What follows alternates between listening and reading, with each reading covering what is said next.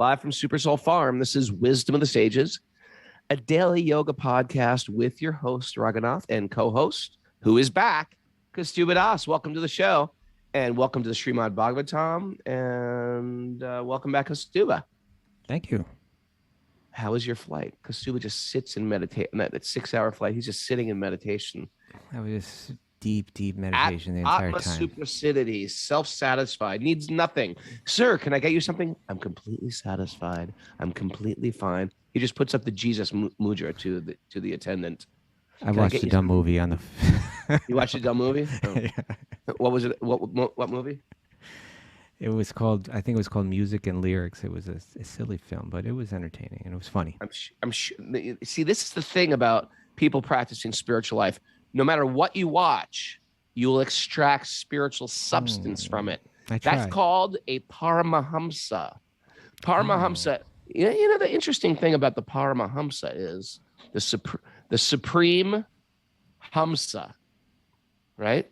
The hamsa, the swan, they say, has this unique ability to, if you were to pour milk into a swamp, it could stick his head in the swamp and suck the milk out without sucking out the swamp water. I don't know if it's true, but that's what they say. And they say that the great souls are like supreme swans who can live in this material world, even be amongst the material world, even watch some mundane movie on a plane and extract something very valuable. You know, in Ayurveda, milk is considered very valuable. So what valuable thing did you extract from that movie, Kaustubha? I'm not sure. Being a paramahamsa that you are. You know, there's another bird called the Chataka bird, right? That's the one that subsists on moonlight. It's or rainwater. A rainwater. You know, it will only. So see, that's like kind of. There's two ways to look at it, right? The other one is like that bird. The point with that bird is it will only drink water falling from the sky. It will never indulge in any water that's touched the ground. Right? Even cool. Like ponds and stuff like that, what to speak of puddles. So I think I should be more like the Chataka bird than pretending I'm a paramahamsa, because I don't know if I really extracted anything. Well, the Chataka bird is analogous because in Bhakti, because it only subsists on the purity, right?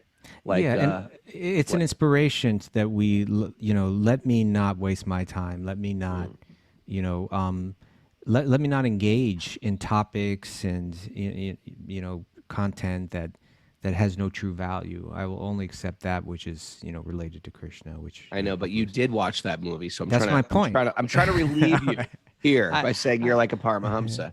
Okay, well, you know, I would have to think about it, but well, what we talked about it. What did you say? It had something to do with people's insecurities or something like that, or well, you said right, okay, right. I got you. It was about this guy who was like, he was like a washed up kind of ex-member of like a duo, like of a, what do you call it, synth pop. Ray and Purcell band, the Ray and Purcell.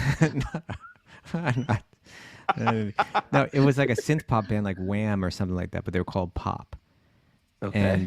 And he was the, you know, the other member went on to superstardom. Like, you know, at a certain point they recognized this guy's got all the skills. And they promoted him and he became a huge star. And he was kind of like leftover. You know, so he was struggling with his career to try to, you know, just get by and doing all these kind of humiliating gigs, you know, small time stuff like that. So you said there's something to gain from that, right? Because you are a paramahamsa. Well, no, whenever I see people endeavoring the material world for fame, but maybe their friend gets it and they don't get it, these are huge lessons about the frustrating world of desires and how, like, you want something, you don't get it.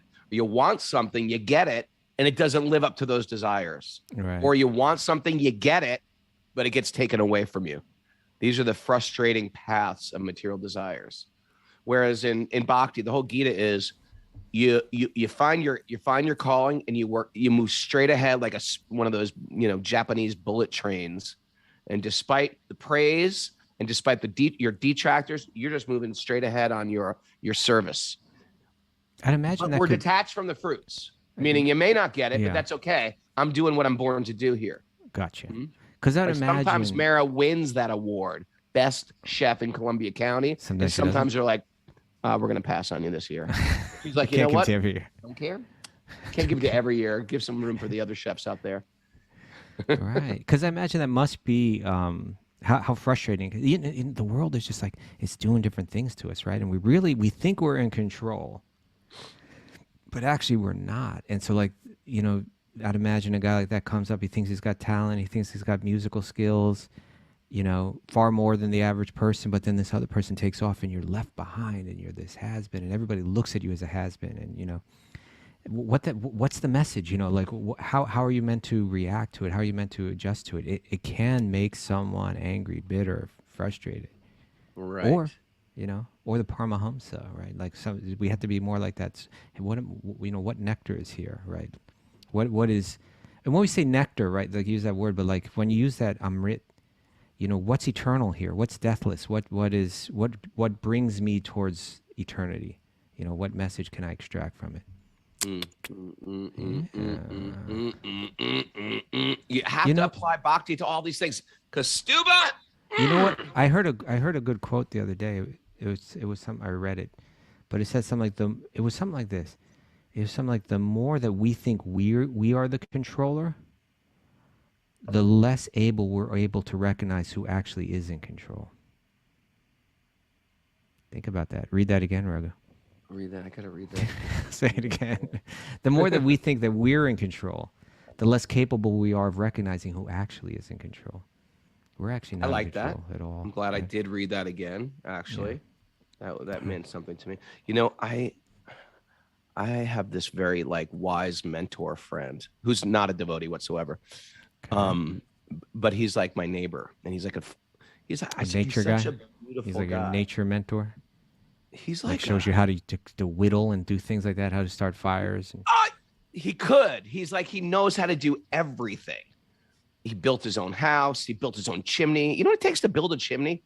That's like an art to build a chimney, man. Mm-hmm. He doesn't use electric. He cooks on a wood stove all the time, meaning he doesn't heat his house with it, although he does. That's his primary source of heat. But if he wants a cup of tea, he's got a wood stove going all the time. And he's just like a wise guy. But you know what? So I was asking him questions. I don't know if you know this, but my septic is not working. And he knows everything about my property because he did a lot of the work on it. But he's like an engineer. He's a builder. He's a farmer. He's an architect. He's one of these guys that can take apart barns and then rebuild them somewhere else. He's one of those guys. And so I go over there, the dumb that I am, I don't know what to do. He's like, here's the tools. You need a wrench. You need these rubber gloves. And I was like, I still don't know what to do. He can tell me everything what to do, and I don't know what to do. I was like, I can barely change a light bulb. But I don't know how public I should say. But my point is, he's sort of going through the same. He went through the same thing I'm going through with my split up. Like his wife left him. He had a very beautiful wife. She left him, and he, it's like he's like me. And he's not close to his children. His children sort of turned on him. That's not like you. No, but that could happen. You never know if that could happen. Okay. And then, and I was just seeing and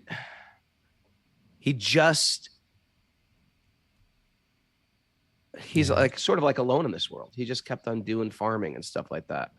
And, but he's got no bhakti community to sort of see the good in, to see, you want the flowers, you need the rain. Okay.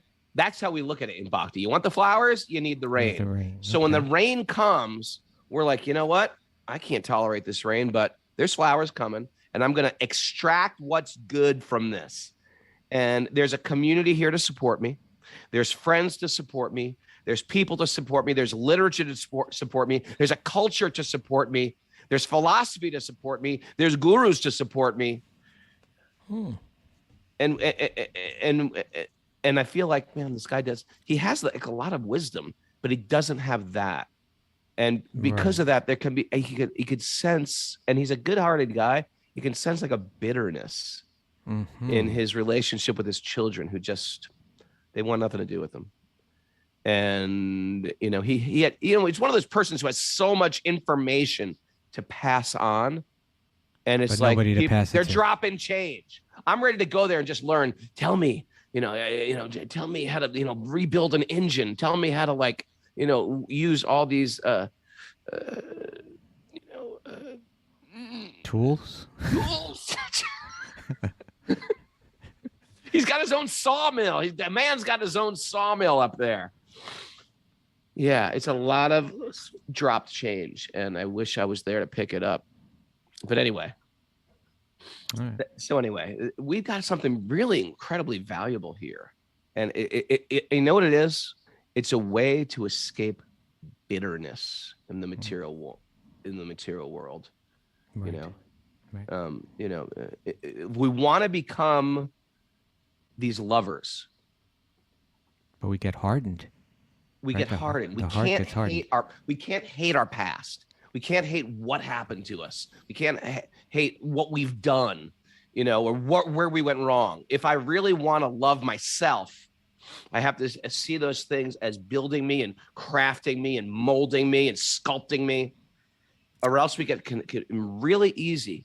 These red flags should come up for bhakti yogis. I can't be bitter. I can't resent. I can't live in spite. All these things are super, super duper important. You know what that reminds me of is a nugget that we had for today. Oh, yeah. The nugget. May I read you a nugget? Ties right in. May I read you a nugget, my friend? Please. Okay.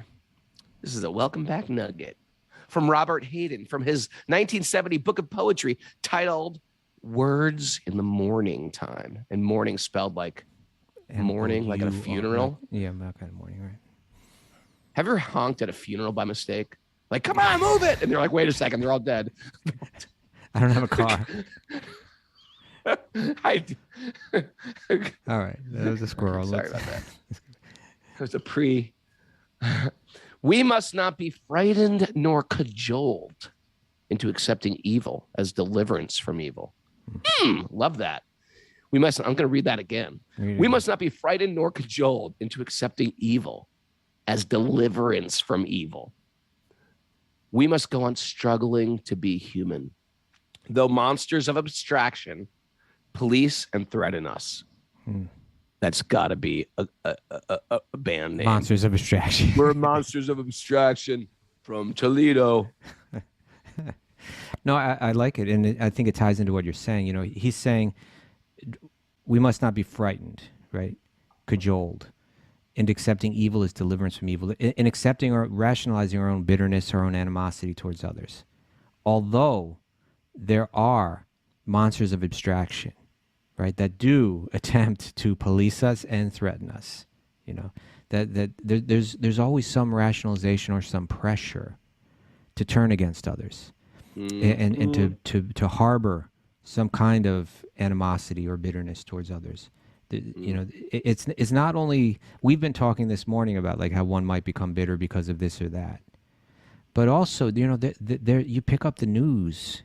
What to speak of, you flip on what goes for news nowadays, like these 24-hour cycle kind of things, and they all have a slant where they're trying to turn you against others, right? It's just trying to turn. Yeah, it's not exactly like information, like pure information, like pure journalism, where it's just like trying to present to you what's happening.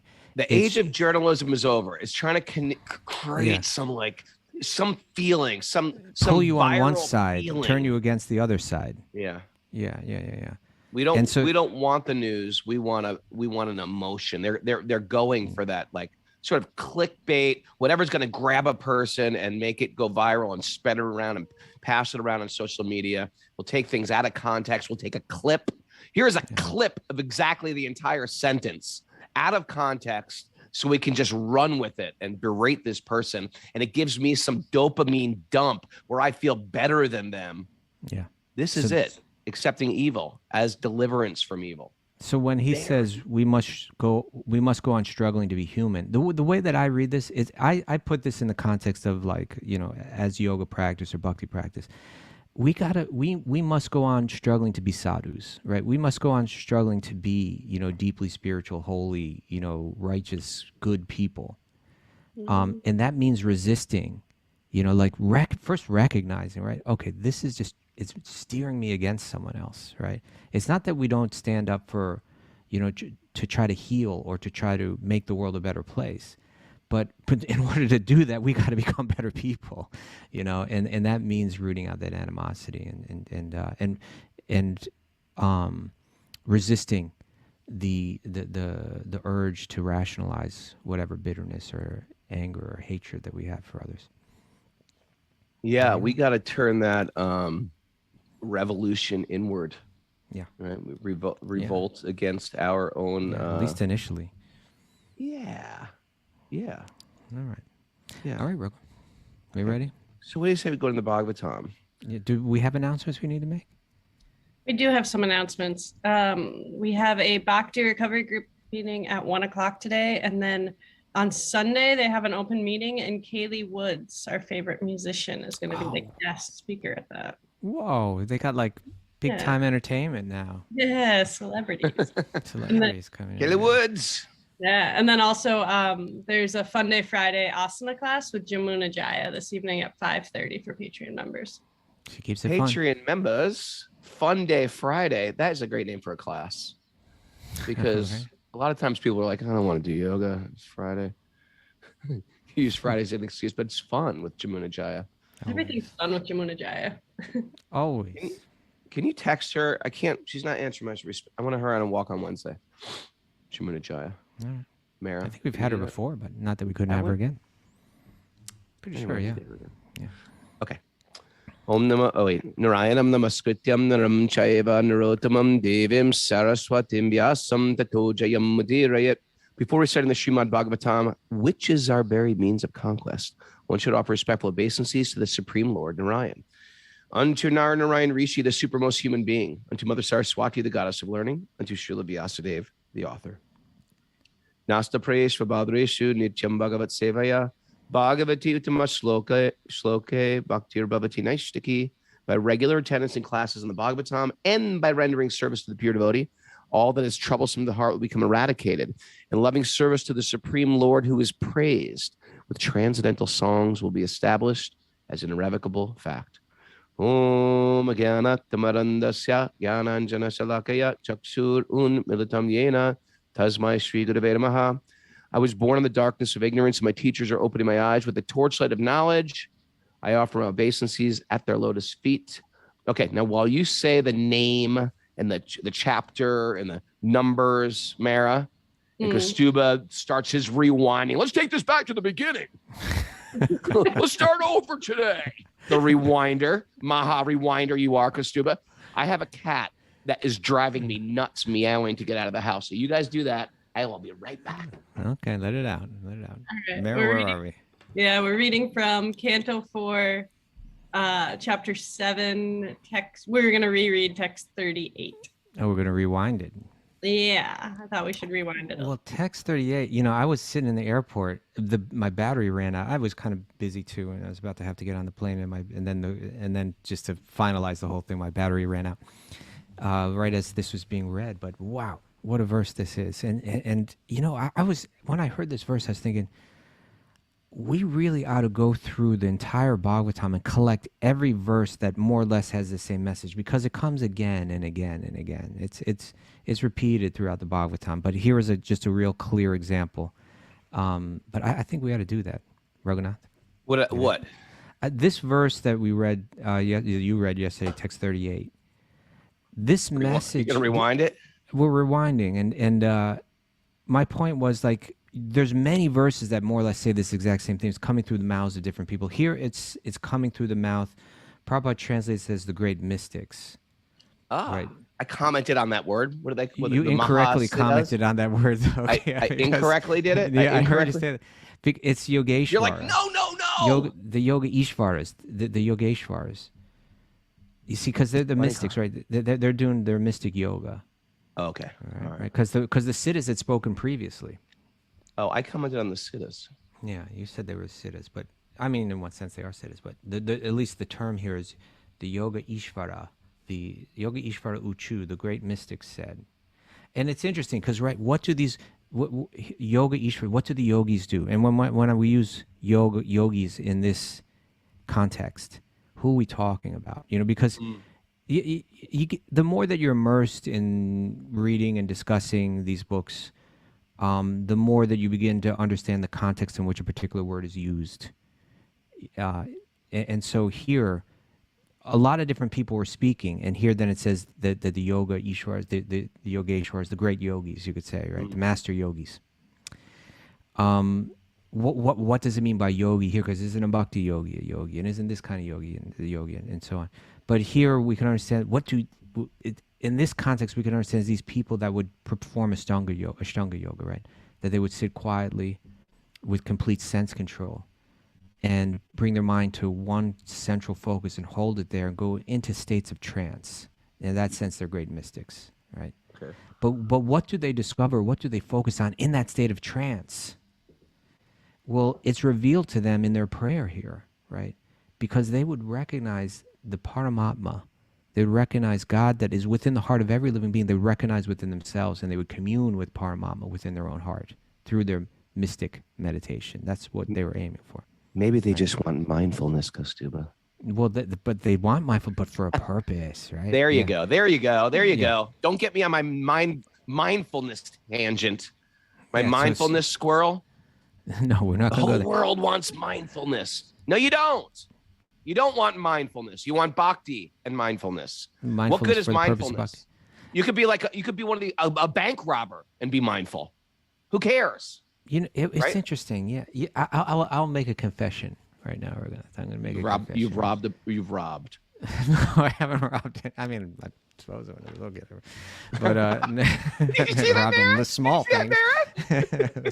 I caught him. He's like, well, that's not what I was here to confess today. But what's the worst crime you've ever done? Oh, don't go there. I don't know. I don't want to get into it. Probably. Did you ever shoplift? Maybe. Did you ever shoplift? Yeah, I shoplifted when I was a kid. What? You never shoplifted? Yeah. I'm not going to go there. You're squirreling me into dark corners of my life. No, it's an offense. You know that to talk about a devotee's past. Isn't that an offense? It can. I mean, I suppose it depends in your context that you're doing it, and the mood that you're doing it. But here, I'm going to reveal something darker still. Darker than shoplifting? Yeah. Oh, yeah. Okay, let's hear that. If it's darker still, all right, yeah, we can move on. There. Yeah.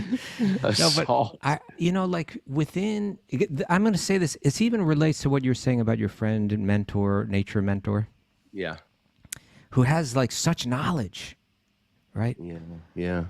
But apparently it's not leading towards his and. Not to criticize him, or I don't know him, and I'm sure he's a wonderful person. But just from what you were saying, just like it's not necessarily leading to his Atma supersidity, right? It's not leading to his deeper and deeper happiness and joy in life, or deeper spiritual realization. Even though he's got something that like very few people have, right? So in one sense, the qualities that he has are really good and admirable. But when they're not focused in the right way, in one sense, they just kind of like disintegrate and fall apart. And so, there are verses like in our Shastra that say like that one who's that the one who's devoted to God and to Guru, that they develop all the good qualities of the demigods, right? They develop all these beautiful, auspicious qualities. But one who's got those qualities that aren't focused in making them an offering to God, in one sense, they have no good qualities. Right. It says like that. They have no good qualities. Now, some could say, what are you talking about? They have kindness. They have intelligence. They have wisdom. They have, they have different, apparently they do have good qualities. How can you say that they're not good qualities? And our understanding is that it's almost like all dressed up and nowhere to go, or kind of the thing, I totally get what you're saying, because the Bhagavatam sometimes deals in absolutes. I was with Bobby and Mara yesterday. Yeah. And they invited me over for dinner, and Frankie, little Frankie. And I was like, let's read the Chaitanya Charitamrita, because we've been reading the Chaitanya Charitamrita a lot lately. I said, let's read the Chaitanya Charitamrita. So while they were in the kitchen, the first verse is something about all glories to Lord Chaitanya, who liberates Raghunath Das Goswami from miserable family life. And here I am with this, nice family. And I'm thinking, Oh my God. And I've read it before I read it to them. Like, I'm just going to skip this one because it sounds so, but we've created this idea of Father Knows Best and the Brady Bunch and the Partridge Family, these beautiful families, and everything's wonderful in a family, and life is good t-shirts, and everything is rosy, and a wrinkle-free life and a wrinkle-free front lawn. But if you actually analyze material existence, you have something like, okay, there was parents that were divorced. You got a crazy uncle. You got one kid who's, one of your brothers is in jail. You got, oftentimes family life isn't that wrinkle free. And the Bhagavatam zooms in on it, especially when we live in our culture of Rajas and Tamas. In a culture of Rajas and Tamas, we have little respect for each other. We go off on, people get caught up in real problematic lifestyles that when you come home on a family reunion, on a Christmas or on a holiday or a Thanksgiving, it's like tumultuous. What to speak of if you got a crazy, or you've got someone who's died prematurely, you've got one of your relatives is a drug addict, or it's generally not as smooth as a storybook or the TV shows we grew up in the 70s made it out to be. So the Bhagavatam will cut right to it in the absolute thing. Now, you got to understand, this is at a time historically in India where family life was pretty wrinkle-free. It was there. The kids were respectful. The parents were dharmic. Then why would they say these things like miserable? Because the problem is, even in sattva, even in goodness, you can forget the goal of existence. Right? You can be so attached to the good things and the good results that's going on in our dharmic family that you can forget the main thing. And the main thing is to keep the main thing the main thing. Well, here's the verse that I was speaking of. This is. Did I squirrel that, or was that? Well, no. I mean, there was a connection. In other words, we were both speaking about how Bhagavatam could be very blunt sometimes, and someone could look at that and say, "Isn't that a very negative way of looking?" Okay, yeah. So this verse, yes, the bhaktir bhavati akinchana sarver gunas tatra samasate suraha, one who has unflinching devotional faith in Krishna, consistently manifests all the good qualities of Krishna and the demigods. However, one who has no devotion to God has no good qualifications because they are engaged in mental concoction in material existence. So in other words, without getting too much into it, the idea is that it's all going to disappear in a moment. Like all that you built, it's kind of like it is kind of like, let's say all dressed up and no place to go, right? You get all dressed up, you put on your best clothes, and let's say a woman, she's got jewelry and makeup and all of that, and then you don't go anywhere. It's got to go somewhere, And so here's my confession. That I forgot about that. You got a confession coming up. Right. So once when I was a brahmachari, a monk, and a very new one, somehow I was in that position where like some college kid comes to the temple and they want to interview you and do some paper, write something on. What's it like being a monk? Yeah, that kind of thing. And so they asked me a question. And the question was like, are there any people that aren't devotees of Krishna that you admire? Right? Yeah. And at that point in my life, it was like verses like this that I was kind of like focused on and meditating on, It's like a young, new devotee, fanatical. Sounds fanatical. Yeah. So when I was answering the question, I was basically giving them like a no, like there's nobody in this world, that is not a devotee of Krishna that I admire, and it was freaking them out. They were just like, I can't believe you would say such a thing, like. Right. And I was like holding my ground, and now I look back at that and I say, what an idiot I was, but this is the way I understand things now. It's like, say someone does possess these very noble qualities, they may have kindness, they may have compassion, generosity, whatever it may be. These are good qualities, and in one sense, the world needs a lot more of it, and they're too rare, And sometimes we see people that are even practicing bhakti that have the faith of the Bhakti-yogi, but they don't but apparently they're not manifesting these qualities. Now, this verse says they have all the good qualities, right? One who has unflinching devotional faith. Well, maybe their devotional faith isn't on the depth that this verse is talking about. But sometimes we see people that are quote unquote practicing bhakti yogis, but that don't seem to manifest these qualities at all. So how do we understand this? And the way that I understand it is like that person that has those good qualities, it's like a fertile field, but the seed's not in there yet. It's like it's a very fertile field. It's full of like a good land for farming. It's full of minerals. It's like it's rich. And we call that fertile. Whereas like another land may be more barren. It even the seed may be there, which is good, but the soil is not so nutritious.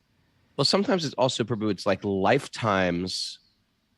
People get into bhakti after lifetimes of Maya.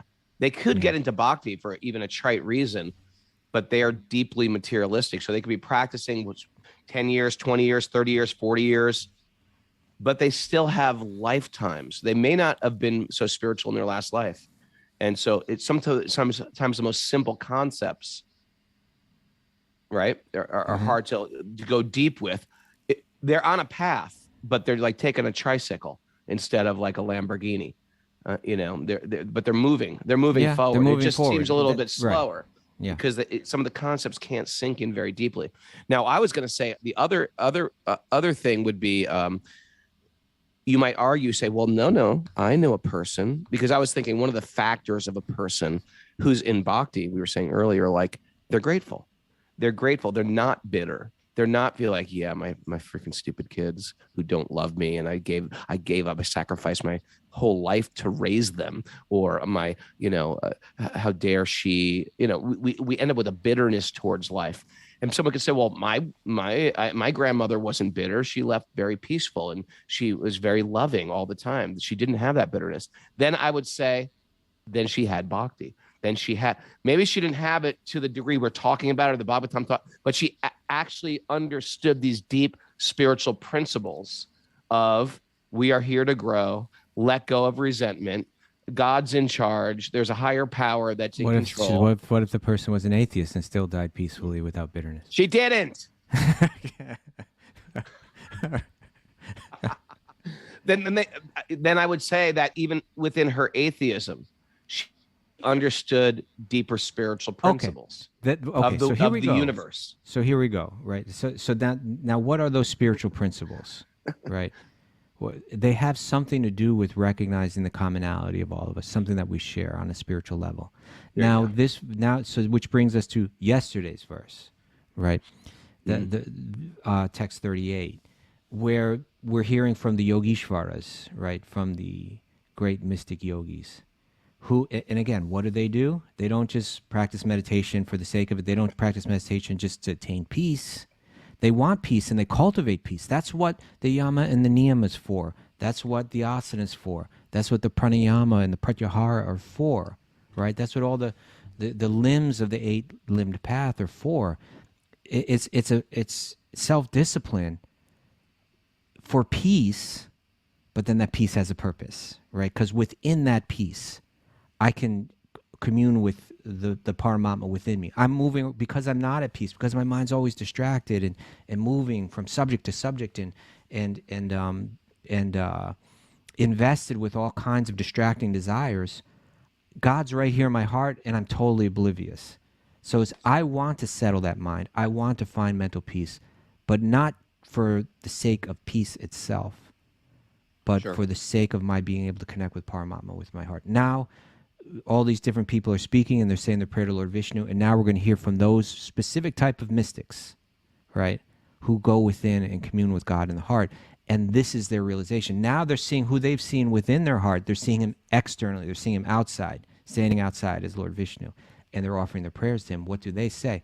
They say, dear Lord, persons who see you as non-different from themselves, knowing that you are the super soul of all living entities, are certainly very, very dear to you. You are very favorable towards those who engage in devotional service, accepting you as the Lord and themselves as servants. By your mercy, you are inclined in their favor. You have this anugraha. You're favorably inclined to them. You have vatsalya. You have a special affection for them, right? For who? For those that see you in every living being. And so, yes, someone may be an atheist and they may die in peace. It does seem to be indicative of maybe they don't have faith in God, but they did in some way, they were able to let go of a lot of the petty stuff that most people aren't able to let go of.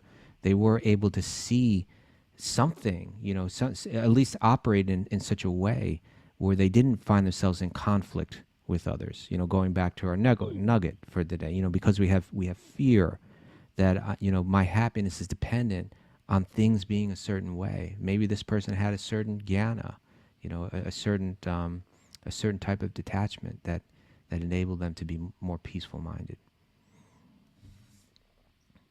All right. Alrighty. Shall we read the commentary? Because I think it's worth it. Yeah. What number are we on, sir? 38. Yeah.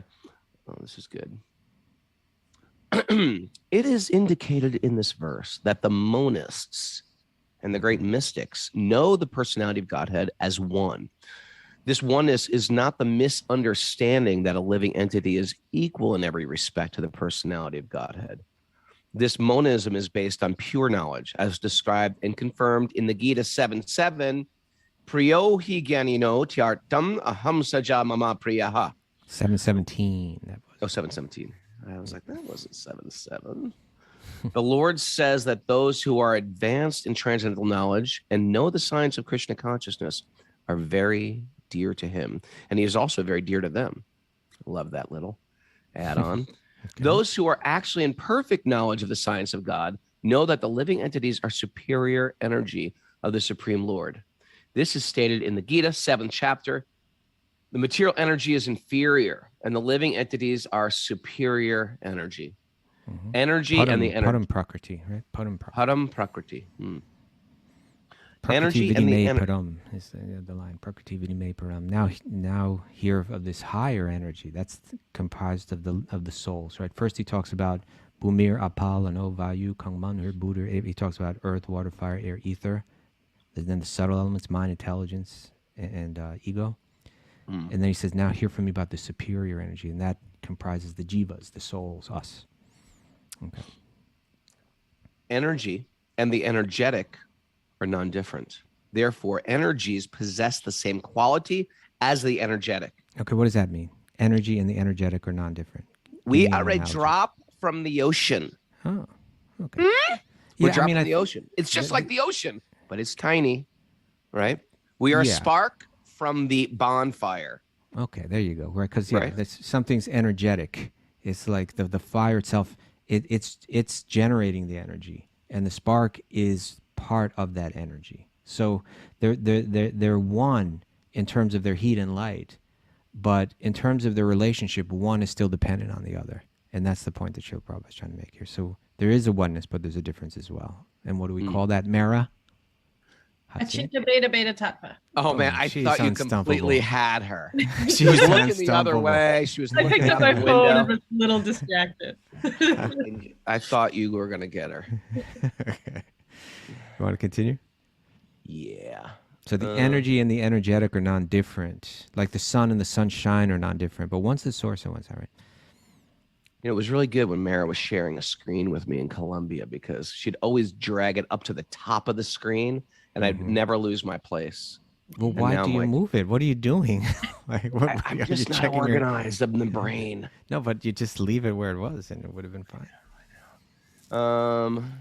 Persons who are in full knowledge of the personality of Godhead, analyzing his different energies and knowing their own constitutional position, are certainly very, very dear to the Lord. Not dear, very, very dear to the Lord. Mm-hmm.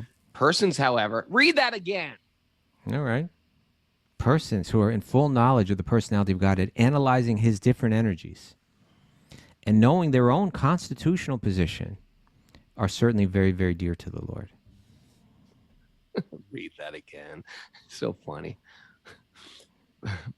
Persons, however, who may not even be conversant with knowledge of the personality of Godhead, but who think of the Lord with faith and love, with love and faith, feeling that he is great and that they are his parts and parcels, ever his servitors, are even more favored by him.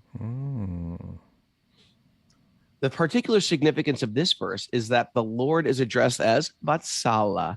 Vatsala means always favorably disposed, right? He's called Bhakta Vatsal, right? The Lord's name is... Thinking like Prabhupada. I'm thinking like Prabhupada. Prabhupada said what I just said in the next verse. The Lord's name is Bhakta Vatsal. The Lord is famous as Bhakta Vatsal, which means he is always favorably inclined to the devotees, whereas he is never addressed anywhere in the Vedic literatures as Jnani Vatsal. This is important. It sounds, again, it sounds almost like a sectarian statement, right? There are different types of yogis. There are Jnani yogis. There are Bhakti yogis. Here, Prabhupada is saying that Krishna is called Bhakta Vatsala, which means his heart is moved and touched and favorably inclined towards the bhaktas, toward those who approach him with devotion. And Prabhupada mentions, and it's interesting, right? Yeah. He says, nowhere, you can read all the books, it's never going to say that Krishna is Jnani Vatsala, that he's particularly moved or inclined by those with deep knowledge, the Jnani yogi. We respect it. We respect it, right? And we respect karma. But it's Scranton. Jnana, right, is Scranton. Karma, Harrisburg. Okay. You understand? We're driving from New York to L.A., and Harrisburg is good. Scranton is good, but we're not going to live there if the goal is L.A. We're going to go all the way to the West Coast. So all those things are good to get you where you're going. But it's interesting because Prabhupada pushes the main thing all the time in the purports. When we talk about karma yoga and a person is a karmi, it's almost a pejorative where we're saying, you're a karmi. The karmis are, they're working for something. Whereas it's funny because in the yoga community, I remember I was going to a yoga studio and someone who was doing work at the studio and in turn gets free classes. I was like, oh, do you work here? They're like, yeah, I'm a karmi. I was like, oh, I'm sorry. You're a karmi? like they were proud of being a karmi. Even that is like, because the term's been bastardized in the Western yoga world, like karma yoga. Karma yoga doesn't mean I sweep the yoga studio up so that I can get some free yoga classes. That's not karma yoga, really. That's just, what is that? That's just an exchange, That's an exchange. That's not even karma yoga. Karma means there's still some sacrifice, and I'm getting nothing in return. I'm still paying for the yoga class. Yeah, it's detached work, right? It's work done with complete detachment. It's not asking for any reward for it. But it's important, and it's something that we talk about sometimes. And it's something, like I see sometimes we get these comments like on YouTube and so on where people, they just start going off on us. and start going off on. I just wish I could. I don't get into like YouTube thread debates. I'm just not going to go there. Love it. I love that. I can hold that all afternoon.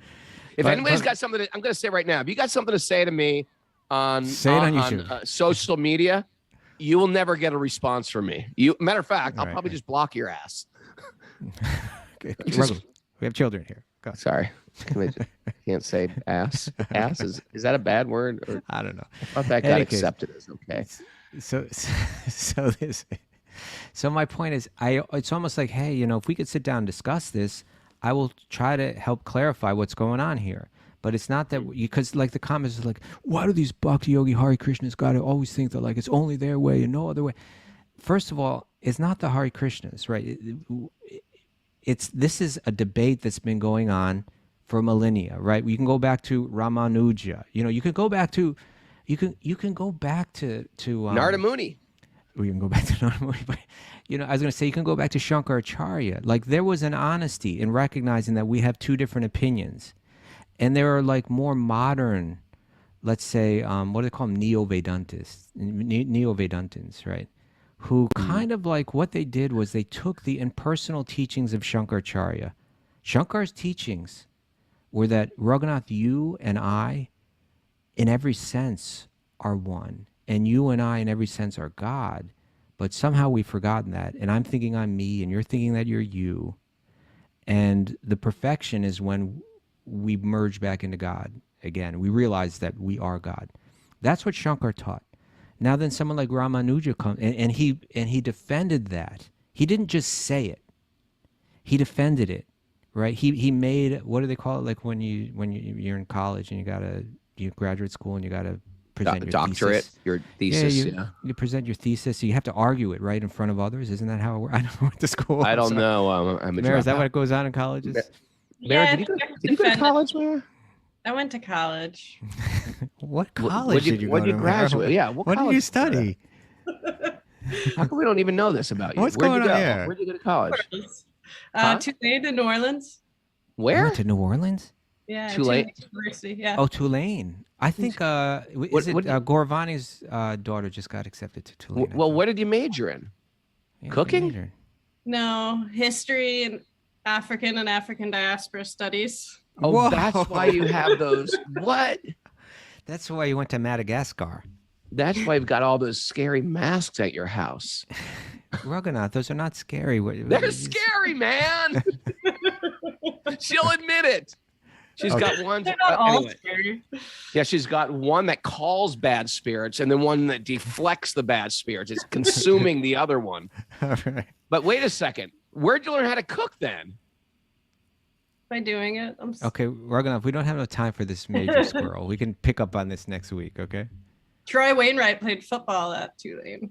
Okay, well, wait a second. Sarah Grahi the Pious says you'll have an opponent to your thesis. That's right. In other words, you got to present. You write your paper, and then they're going to argue against you, and you have to defend it. Like, in other words, you can't just throw crap out. You know, you got to like actually, you know. So when Shankar, when he made his monist, when he presented his monist interpretation of Vedanta. He had to defend it. He had to quote the Upanishads. He had to quote Vedanta Sutra and put forward, you know, a serious thesis. You get neo-Vedantins who became popular gurus in more modern times. And let me, before I go there, then you had people like Ramanuja, Madhva, and many others who gave a different presentation of what Vedanta is all about. They gave a devotional where they said, Shankar said jnana is the highest thing. For Shankar, bhakti is just a tool to use to get to jnana. And at a certain point, everything that you're expressing that was quote unquote bhakti, like your puja and your devotion to God and all that, you recognize all that was illusion, right? That the forms of these gods don't even exist. And it was just a tool to kind of like a stepping stone to get to higher, to get to jnana. That's Shankar's position, and he's not. And I can at least respect that he's coming forward and making serious arguments based on Vedanta to rationalize that interpretation. You mean you can't respect those guys who try to like take you down on YouTube chat boards? Well, no. Let me get. So then you have the response to that by great important figures in Vedanta, great huge names in Hinduism and in yoga, right? Like Ramanuja or Madhva, who argued against his, not everything that he said, but against that conclusion, right? That we are all God. They said, no, we're not God. We're the energy of God. But God is an individual, and we're individuals, and it's always that way. And here's what Krishna says about it in Bhagavad Gita. And here are verses from Vedanta Sutra and from the Upanishads. And so, Shankar, your presentation is flawed, okay?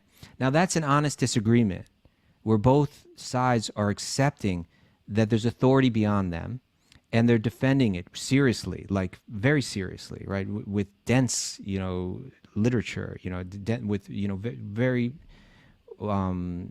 thoughtful presentations. Okay, so that debate has been going on forever. It's not that the Hare Krishnas just came up with this, like, you know, in the 60s or something like that. Right. Right. It's not like the Hare Krishnas just said, no, Krishna is like the only one. No. Or bhakti is the highest path, or that the other paths are meant to lead to bhakti. That's been argued for thousands and thousands and thousands of years. And if you don't know that, you haven't done your homework. And that's okay, but let's sit down and let's discuss it, right? Now, what happened was as bhakti took off, right? Like the writings and the presentations and the culture of these bhakti yogis was so influential and powerful that it just caught on. There were waves of like what's called the Bhakti movement. Going back, go back to Ramanuja and Madhva, which was like 1,000 years ago, 800 years ago, and then go back 500 years ago, where there's like a huge wave, right? Particularly in North India, where you have Chaitanya and you have Vallabha and you have your Mirabais and your Suradases and so many others, who are all presenting exactly what the Hare Krishnas present today, right? That ultimately jnana, ultimately karma yoga, jnana yoga, Ashtanga yoga, all of these, they're valid, they're real, but their real value is found ultimately in devotion, ultimately in love, because love is the highest principle, right? That's why that's how I keep my debates simple. I say, hey, you got something higher than love? I'm open to it. Okay, but and that's fine, and in many contexts that's the exact right thing to say. But my point being that Ramanuja, Madhva, Jiva Goswami, Vallabha, so many important deep scholars, were presenting not just that more sentimental presentation, but we're actually defending it on the basis of these sacred texts that go back, again, many, many thousands of years. So that's what we're presenting. And it's a simple thing. In other words, just think of how people treat you, right? Like the Jnani is basically who's aiming for moksha. They're saying that I'm not interested in God. I'm just interested in finding my own peace, right? Yeah. You know what the Gannys theme song is? I don't know. What's love got to do with it? Okay. Thank you. So here, when Prabhupada says this, it sounds a little, I don't know, snarky maybe or something like that. But actually, it's just look at it with completely objectively. If you read Bhagavad Gita again and again, we should count how many times. But Prabhupada will say, "My bhaktas, mud bhakta," right? My bhaktas. But not Prabhupada. Krishna says. I'm sorry. Right. I'm sorry. Krishna says it, and so, but he does not say mudgyani. He doesn't say my gyanis.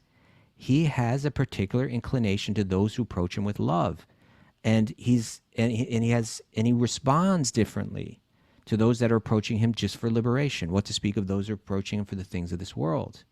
There's a different depth of connection there. And so when we speak, it's not that we hate or despise Jnana yogis or quote unquote Mayavadis. What is a Mayavadi? What does that term mean? Mayavada means that their faith, their belief is that the form of Krishna, as well as Krishna's qualities and his pastimes, are all illusion. So Mayavadins, right? They are invested in the theory that all of it's Maya, right? And so other great thinkers, not just the Hare Krishnas in the past 50 years, but going back thousands of years, argue differently, saying, no, the form of Krishna, and if you read Bhagavad Gita, Krishna's going to say, my form's eternal, right? So this squirrel's out of control, Kaustubha. It's not a squirrel. It's right on the point. What are you talking about, squirrel? This is like the Godzilla of squirrels. Why is it a squirrel? I don't get it. Well, because it's 701. That's all. Oh, that doesn't make it a squirrel. Well, that just means we're late. It means it's a giant squirrel. Okay. Do we have? That's not a squirrel, Raghunath. Give me some takeaways, Mara. Takeaways. All right, takeaways. Paramahamsas can extract spiritual substance from the mundane. Swamp. Move straight ahead like a bullet. Move straight ahead like a bullet train with your service, detached from the results. I actually said Japanese bullet train, but whatever. Are they the fastest? The more we think we are in control, the less capable we are at recognizing the controller. Boom. Ooh. How about ass is okay? Matt Godin wrote that one. Not me. I didn't say it. Bhakti is a way to escape bitterness. Okay. Yeah. Yes. We must go on struggling to be sadhus, recognize and resist the urge towards animosity and anger. Oh, I want that T-shirt. Not. I like that one. Our mindfulness and peace should lead us to Paramatma. Krishna wants our love, not our knowledge. And if you want flowers, you need rain. Want flowers, need the rain. Boo! Oh, the Bhagavatam. What a day to wake up. It's like a superfood. It's my double espresso. You know what tomorrow is? Oh, wait a second. Is tomorrow Lord Nityananda's appearance day? Oh, I don't even know if it is. I better get on that. No, I don't think it is. Okay. But it says Sleeping Saturday. Q&A day. Oh, it's Sleeping Saturday. It's Q&A day. If you got Q's, we got A's. Now, if you got Q's, we attempt to give A's. That's our questions and answer day. Every Saturday, you write in your questions to wisdomofthesages108@gmail.com. And we'll try our best to answer your questions. Sunday is 8 o'clock also. And then I think Lord Nityananda's appearance day is Monday. And guess what that day is? That's the day you and I got second and you got first initiation. Yeah, the anniversary of my initiation, and I got second initiation 2 years later. On the same day? On the same day, in Vrindavan on both places. Oh, good for you. Yeah, it's my anniversary with myself and God.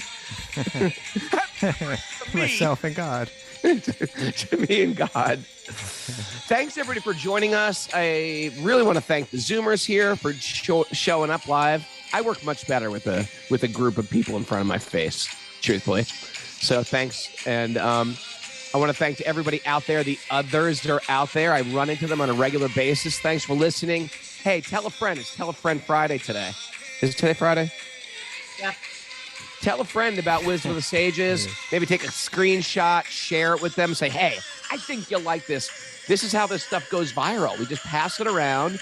If you find an episode that gets to your heart, share it with somebody, because you never know where people are at and what they might need today. They might need a little spirit in their life, so we can offer that to them. Also want to share that I'm going to Nepal March 13th, and we're going to broadcast live from Nepal. Vicky from Cyprus is going with me. If you want to come, go to Raghunath.yoga and sign up. We got a good crew of people. Also, if you like what we're doing, go to Apple Podcasts, write us a little note. Tell us, give us 5 stars, of course, and write us a little note. And tell us how you got to Bhakti and some realizations, and give some little review of the show. We love that. I read them all. Is that it? Thanks, Patreon members. Some dancing going on here. We got some dances. We only let the people who are Patreon members dance, by the way. Okay. Yes, that's it. I'm sorry. Now, Patreon members, want to thank all the Patreon members. Patreon.com/Wisdom of the Sages. You get all those free yoga classes, workshops, etc. That is all for